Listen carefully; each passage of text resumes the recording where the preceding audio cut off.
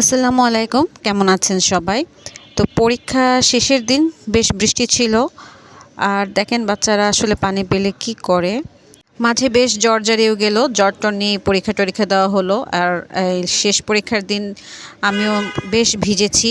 তাছাড়া আমারও শরীরটা একটু খারাপ খারাপ ছিল। তো বাসায় এসে আমি ভাবলাম একটু ফ্রেশ হয়ে নেই, যেহেতু বৃষ্টির পানি মাথায় পড়েছে। নিজে ফ্রেশ হয়ে একটু ত্বকের যত্ন করার চেষ্টা করলাম, কারণ নিজেদের যত্ন আমরা মেয়েরা কখনোই করি না।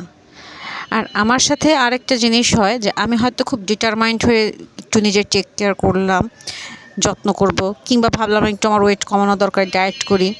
আমি এটা ১ সপ্তাহও কন্টিনিউ করতে পারি না। আর এটা আসলে কার কার সাথে হয় আমাকে একটু বলবেন সবাই। আর এখন বাসায় রান্না হচ্ছে কই মাছ। বাসায় এসে শুনলাম যে ছোট বোন আসবে, আম্মুরা রান্না চড়িয়ে দিয়েছিল। সাথে ছিল মুরগির মাংস, পেঁপে দিয়ে কাঁকরোল ভাজি। আর একটা আইটেম ছিল রুই মাছের তেল দিয়ে বেগুন ভাজি, চিংড়ি মাছ ছিল, ডাল ছিল। আর পরীক্ষার সময় বাচ্চাদের কথা দিয়েছিলাম বাইরে খেতে নিয়ে যাব। আমরা তো ছোট সময় মামা, খালা, চাচা, ফুপু সবার সাহচর্য পেয়েছি, কারণ আম্মুরা ছিল ৯ ভাই বোন, বাবারা ছিল ৭ ভাই বোন। তো আমরা যে শৈশবটা পেয়েছি, আমি মাঝে মাঝে চিন্তা করে দেখি যে আমার বাচ্চাদের শৈশবের সৌন্দর্য, শৈশবের সুখস্মৃতি কোনগুলো। আমরা যেরকম কাজিনরা একসাথে অনেক আনন্দ করেছি, সেটা কিন্তু ঘরের ভিতর, কোনো বাইরে যাওয়া না। কিন্তু বর্তমান যুগে আনন্দ মানেই হচ্ছে কোথাও খেতে যাওয়া, আর সেটা হবেই না কেন? আসলে তো আনন্দের কোনো জায়গা নেই, আমরা ৪ দেয়ালের মাঝে সীমাবদ্ধ অবস্থায় থাকি। তো যাই হোক, আমি একটা কাজে প্রথমে মামার কাছে গিয়েছিলাম অফিসে, সেখান থেকে বের হয়ে ওদেরকে নিয়ে একটু রেস্টুরেন্টে গেলাম। তো ওরা সিঁড়িতে উঠছে। তো যাই হোক, উঠে দেখি যে ৩ মাস আগে যে ডেকোরেশনটা ছিল, সেই ডেকোরেশনটা চেঞ্জ হয়ে গিয়েছে।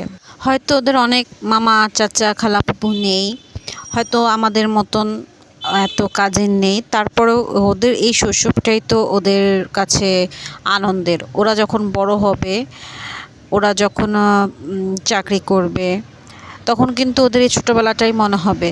তাই মা হিসেবে আমি যতটুকু পারি ওদেরকে আনন্দ দেওয়ার চেষ্টা করি আমার মতন করে। হয়তো অনেকের বলবেন যে এটা কোনো আনন্দ হলো। আমার কাছে যেরকমটা মনে হয় আমি ঠিক সেরকমটাই চেষ্টা করি।